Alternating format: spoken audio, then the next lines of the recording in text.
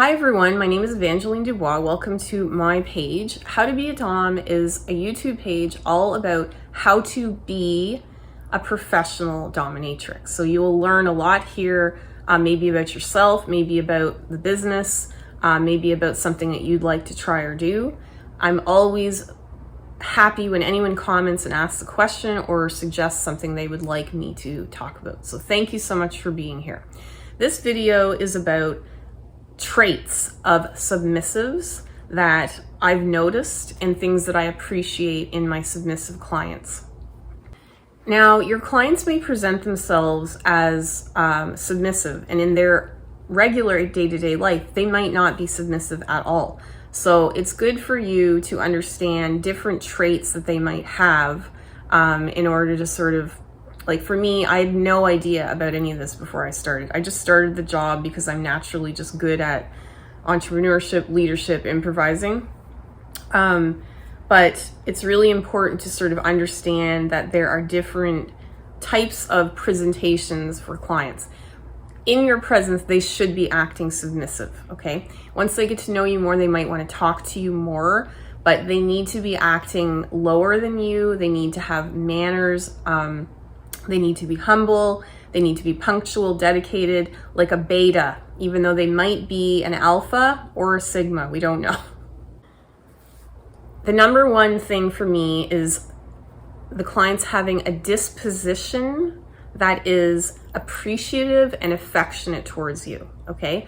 They are in your presence to be vulnerable and to have an emotional and a psychosexual experience. So they're experiencing a different form of activity, attraction to you as a goddess, okay? So they're figuring themselves out, and I think that's commendable. I think that it's brave.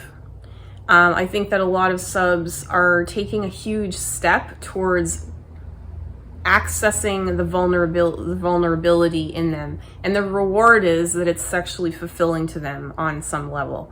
So I like a male client or a female client who is ready to explore themselves bravely, and that always impresses me.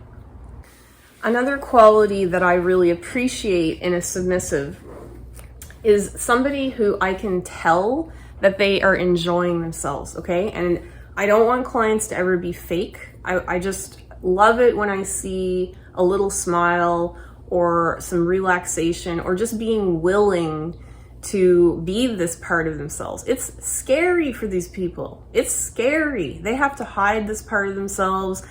They might judge themselves for not being a man or macho, but we are here on this earth to explore, to have experiences. And I really appreciate seeing, somebody fall into subspace, feeling comfortable, feeling liberated, and they leave with a smile on their face. Not every time, but that is very fulfilling to me to see a submissive truly enjoying subjugation. Now, all that being said, what really makes the session work best is if your sub is able to communicate with you a little bit, okay? I don't mean talking through the whole session. That can happen sometimes. It usually doesn't happen. But someone who can say, "Mistress, may I ask a question?" And you can outline this for your clients, but I like a client who is able and willing to be very silent in my presence, be very submissive, humble, but also has the ability to let me know how they're feeling or maybe what they want in an appropriate way. I think that's something that is a big misconception when it comes to a sub-dom dynamic, is that you can use safe words, red, green, and yellow, you can use that, but just having a little bit of common sense communication now and again and checking in is really important. Now, here's where it gets really good. If you have a submissive in your life, if you're a lifestyle dom or a submissive client that you've seen more than once, the sexiest thing ever is when they can anticipate your needs, okay? What does mistress want? Mistress looks slightly uncomfortable. Let me ask if I can adjust her foot. Okay, so a submissive, in my opinion, is somebody who's not a lump on the floor to be beaten and ignored, although that can happen. A submissive is somebody who wants to truly experience the power shift dynamic.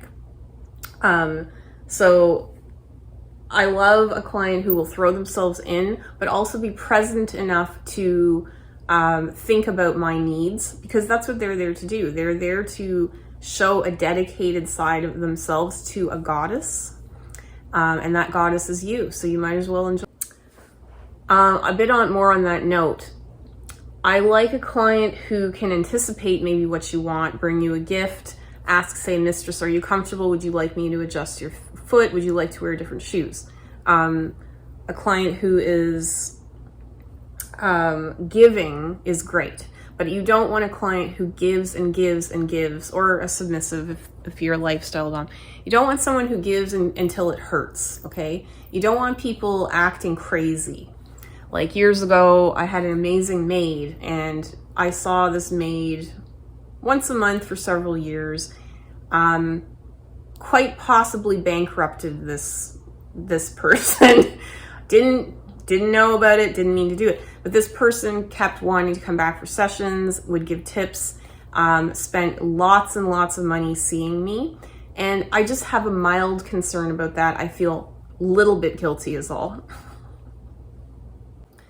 Now, one simple thing that's quite obvious is you want your sub to be adventurous. You don't want to violate their hard boundaries, but you want to offer them something, meaning like, I think golden showers are amazing. Some people don't want to try it. Okay, that's fine. But really, what's the harm in it? So it's good when a sub is willing to try new things, and if they don't like it, they don't have to ask for it ever again. But being adventurous is going to give most subs the best experiences, because they can explore what they like. They can feel something without anybody knowing or whatever, and have a choice about whether they want to do it or not. They can do something to sort of test themselves, to see, just to be open, you know, just to try to reach a different sort of goal and see if that is for them or not. I appreciate intelligence probably more than anything else. If a client is not intelligent, I'm still going to take care of them, and I will probably even really like them. If they're kind and sweet and humble, I will like them. But intelligence is something I've noticed with a lot of subs. A lot of subs are maybe autistic. Some of them can be emotionally intelligent, sometimes not. But it's just such an interesting dynamic intellectually even to be in a session, because this is a completely different way of relating to another person and your own body for most of my clients that come in. So it's kind of an intellectual, emotional, physical experience that they might go home and think about, maybe even for the rest of their life.